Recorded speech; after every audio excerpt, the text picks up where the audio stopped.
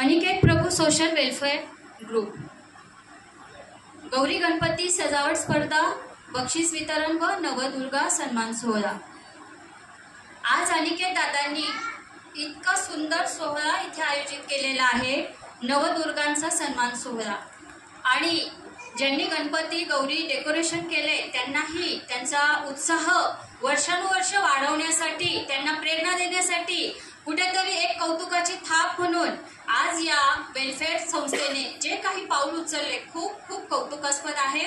दादांनी राबवलेला आणि निशाताई, त्यांचे वडील, हेमंत दादा असो, यांनी जे काही या वेलफेअर ग्रुप तर्फे आयोजन केलेले कार्यक्रमाचं आज 4थं वर्ष आहे आणि त्यांची वर्षानुवर्ष त्यांनी असेच महिलांसाठी, त्यांना प्रेरणा देण्यासाठी असे कार्यक्रम राबवावेत यासाठी तर आपण शुभेच्छा देणार आहोत। आता नवदुर्गा सन्मान जो देतोय तो नवरात्रीत देतोय। नवरात्री हा देवीचा उत्सव, शेतीचा शोध महिलांनी लावलाय। जमिनीत जेव्हा एखादं पीक रुजवलं जातं आणि ते जेव्हा नवं अंकुर त्याच्यातून बाहेर पडतं, तर ही नवनिर्मितीची आणि सृजनतेची चाहूल आहे नवरात्री उत्सव। आणि महिलेला जे एक सुंदर, तिची ओळख काय आहे तर मातृत्वाची आहे। तिला एक सुंदर निसर्गानं एक सुंदर मेकॅनिझम दिले, ते म्हणजे गर्भाशय। आणि त्या गर्भाशयाची सुरक्षितता म्हणून आज गेली 5 वर्ष आपण पर्यावरणपूरक सॅनिटरी नॅपकिनवर किंवा महिलांच्या मासिक पाळी समस्येवर काम करतोय। आणि हेच निशाताईंनी आणि दादांनी हे मार्क केलंय आणि त्यांनी या सन्मानासाठी आज बोलवलं। प्रदूषणाने जो काही या सुंदर वसुंधरेला विळखा घातलाय ना, आणि तो विळखा आहे प्रदूषणाचा आणि कचऱ्याचा। तर मी महिलांना या कार्यक्रमाच्या माध्यमातून हेच सांगते की तुम्ही पर्यावरणपूरक गोष्टी वापरायला चला। प्लास्टिक केमिकल युक्त पॅड वापरू नका।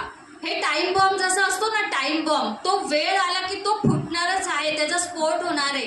तसंच हे प्लास्टिक आणि केमिकल युक्त जे काही क्लोरीन मध्ये प्रोसेस केलेले सॅनिटरी नॅपकिन आहे, तुम्ही मेडिकलमध्ये जा, कुठेही जा, तुम्हाला जर सुगंधित सॅनिटरी पॅड भेटले 100% ते घातक आहे, त्याच्यापासून सावध राहा।